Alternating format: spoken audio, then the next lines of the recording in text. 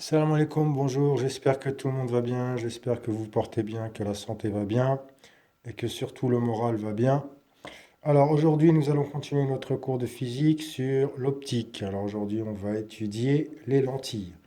Les lentilles, c'est tout simplement voilà, un petit bout de verre qui nous permet de grossir voilà, les caractères, par exemple. Alors bien sûr, on peut faire aussi, alors il y a des lentilles qui ont l'effet inverse, qui font l'effet inverse, bien sûr.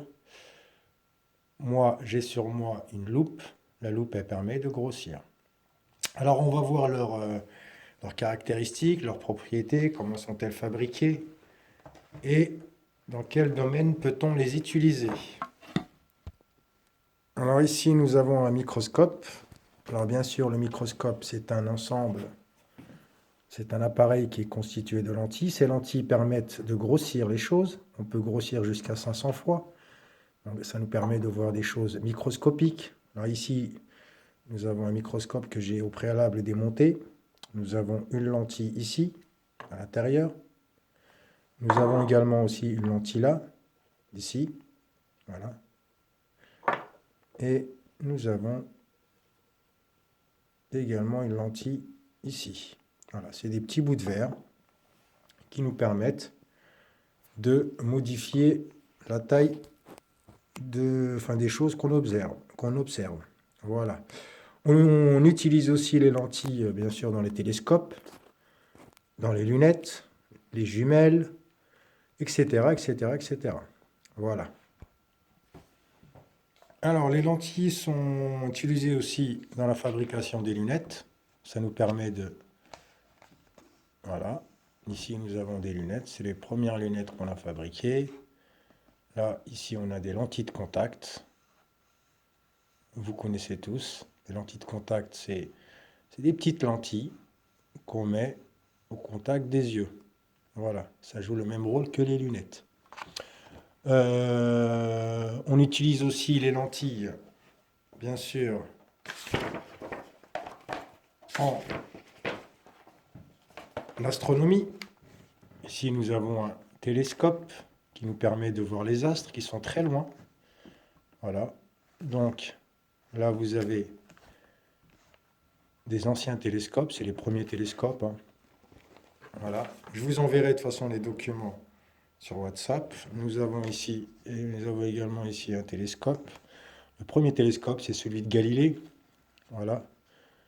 C'est avec ça qu'il a décelé qu'il a observé les satellites de Jupiter. Voilà.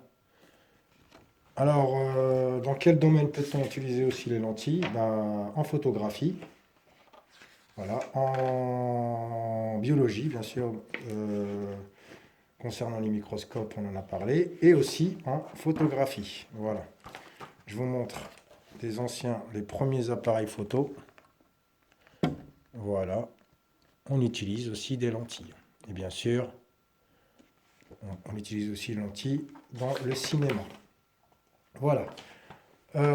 Nous allons commencer le cours. Alors, nous allons voir les différentes sortes de lentilles, leur utilité, leurs propriétés, leurs caractéristiques. Et ben, nous allons commencer le cours. Voilà le cours.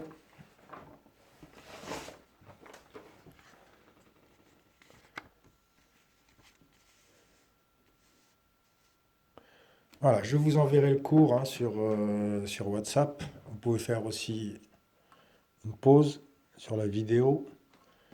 Alors, le chapitre 2, les lentilles minces. Alors, on appelle ça lentilles minces. Voilà. Pourquoi appelle-t-on ça lentille mince? Parce qu'il n'y a pas beaucoup de différence voilà, entre l'épaisseur du centre et l'épaisseur sur le contour. Voilà. C'est pour ça qu'on les appelle lentilles minces. Alors, pour les lentilles, bah, vous pensez à la loupe, hein, tout simplement. Voilà. La loupe est constituée d'une lentille. Voilà. Vous voyez bien que avec la loupe, bah, on grossit les caractères. Voilà. Et bien sûr, il y a des lentilles qui font le contraire. Alors, les lentilles minces, convergentes et divergentes.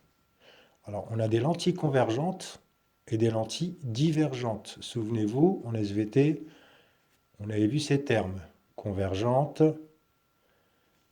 et divergentes. D'accord? Alors, deux choses qui convergent, c'est des choses qui se rapprochent. Et des choses qui divergent, c'est des choses qui s'éloignent. On avait vu ça en SVT quand on avait étudié les séismes. Voilà, deux plaques qui se... Je vais reprendre un petit tableau. En SVT, on avait vu que deux plaques qui se rapprochaient, on avait affaire à un mouvement de convergence. Et quand on avait deux plaques lithosphériques qui s'éloignaient, on avait affaire à un phénomène de divergence. Alors, ces termes-là, bien sûr, on les utilise aussi en physique. Et on donne... Voilà, je vais vous mettre la feuille correctement. Voilà. Alors, on a deux types de lentilles. On a les lentilles convergentes et les lentilles divergentes. Alors, en 1, on a la définition. Une lentille mince, elle est constituée d'un milieu transparent, bien sûr. Il faut que le milieu soit transparent. Si elle est faite avec un matériau opaque, ça ne marchera pas. Donc, on utilise soit du verre ou soit du plastique. D'accord? Souvent, les lunettes d'enfant, on utilise du plastique. Vu que c'est incassable, c'est plus pratique. D'accord? Mais bien sûr, l'inconvénient, c'est que c'est rayable. Le verre, alors le verre se raye moins, mais il a le désavantage d'être cassable. Elle peut être rigide. Par exemple, les verres de lunettes. Ou ici, ma loupe. Voilà, rigide, c'est-à-dire solide. On ne peut pas la tordre. Et on peut avoir aussi des lentilles souples, comme les lentilles de contact. Pourquoi souples? C'est justement, c'est pour qu'elles prennent la forme de l'œil. D'accord? Alors les lentilles possèdent deux faces, dont au moins une n'est pas plane. D'accord? Si on a... Alors une lentille est composée... Alors la lentille, bien sûr, ça peut être du verre ou du plastique. Il faut bien sûr que au moins une surface soit arrondie. Voilà. Peu importe laquelle. Ici, on a une surface plane et ici, une surface bombée. D'accord? Ça peut être comme ça peut être comme ça. Alors, ici, on a une lentille convergente et ici, on a une lentille divergente. D'accord? On va y revenir après. La différence entre lentille convergente et lentille divergente, on verra ça plus tard. Pour l'instant, ce qu'il faut savoir, c'est qu'une lentille, elle est composée d'au moins une surface non plane. D'accord? Une ou deux. D'accord?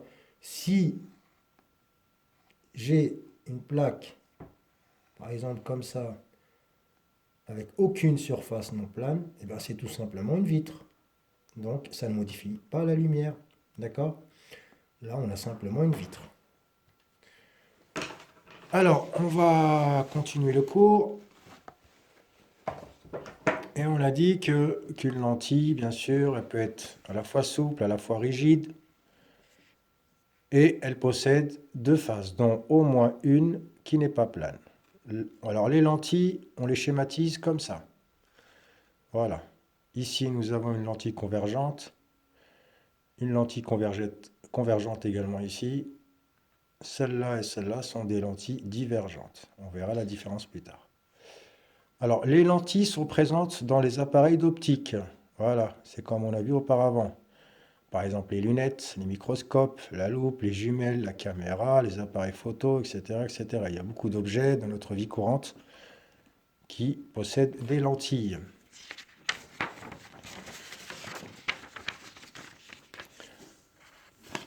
Alors, lentilles convergentes, lentilles divergentes. Alors, quelle est la différence? Les lentilles convergentes, elles sont plus minces à leur extrémité qu'en leur centre.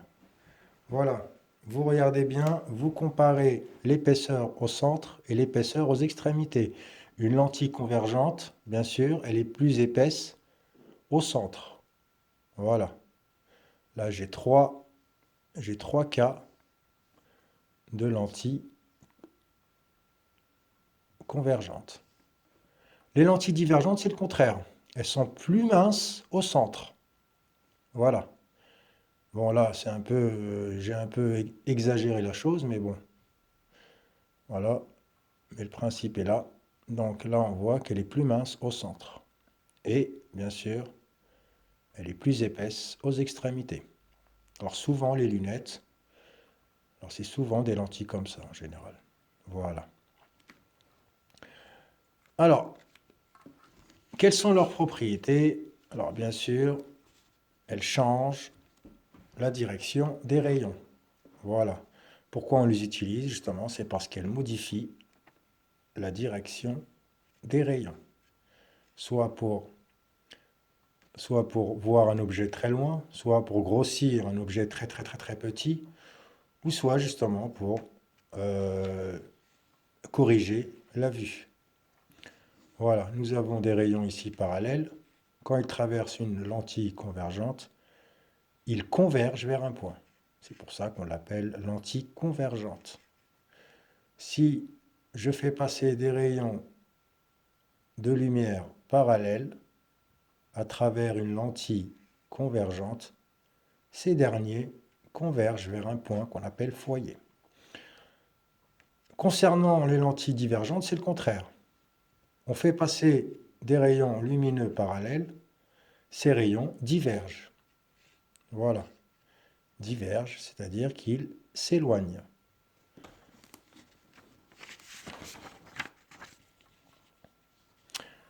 Propriété des lentilles. Alors, la lentille, bien sûr, on a dit qu'elle modifie. Elle modifie quoi? Elle modifie le sens, la direction d'un rayon. Le seul rayon qui n'est pas modifié dans une lentille, c'est le rayon qui passe par le centre O. D'accord? O, qu'on appelle le centre optique. Le seul rayon qui n'est pas modifié, c'est le rayon qui passe par le centre optique. Sinon, tous les autres rayons ont changé, ont leur direction qui ont été modifiées. Voilà. Et, bien sûr, les rayons ne sont pas modifiés au hasard. D'accord? Alors, on va reprendre le cours. Quand on observe un objet à travers une lentille convergente, il apparaît plus grand. Quand on observe un objet à travers une lentille divergente, il apparaît plus petit. C'est le cas ici. J'ai une lentille convergente. Je regarde mon écriture à travers cette lentille-là et il apparaît plus grand. Voilà. Qu'est-ce qu'il faut retenir? Que le rayon passant par le centre d'une lentille n'est pas modifié. Vous avez vu que le rayon qu'on appelle rayon incident, voilà, on obtient le même rayon émergent. Par contre, les rayons qui passent autres que par le centre, bien sûr, eux, sont modifiés. Et tous les rayons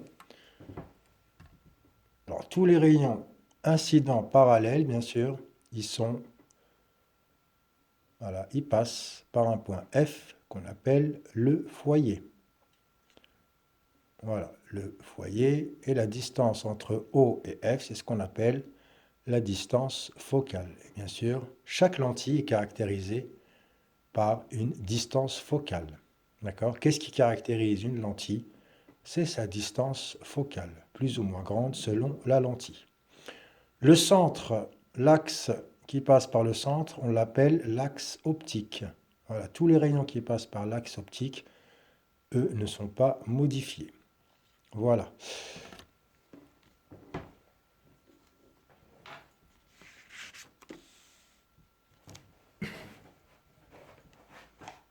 On revient en cours. Lorsque les rayons de lumière parallèles traversent une lentille convergente, ils se dirigent vers un point appelé foyer.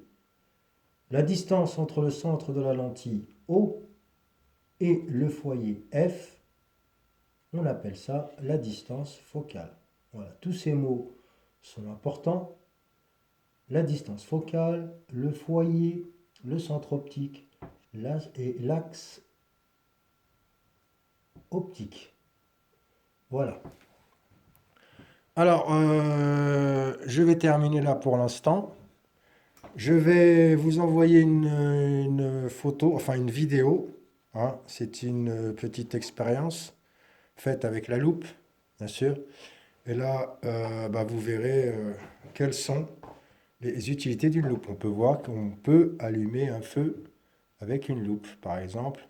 Pourquoi? Enfin, eh ben, ça sera expliqué dans la petite vidéo que voilà, je vous pousse à regarder. La vidéo sera postée bien sûr avec la vidéo du cours. Faudra me recopier le cours, bien sûr. Vous avez 3 feuillets. Voilà, vous avez 3 feuillets. Et il faudra savoir faire la différence entre une lentille convergente et une lentille divergente. Et savoir aussi les symboliser. Voilà. Et, bien sûr, refaire ce petit schéma-là. Bien sûr. Et au prochain cours, nous ferons des petites applications. Voilà. On fera des petites applications avec une petite bougie, par exemple. Et nous allons voir comment se forme une image à travers une lentille. Ici, nous avons une lentille convergente. Voilà. Et tous ces termes-là, bien sûr, doivent être assimilés. Voilà. Et je vous dis à la prochaine.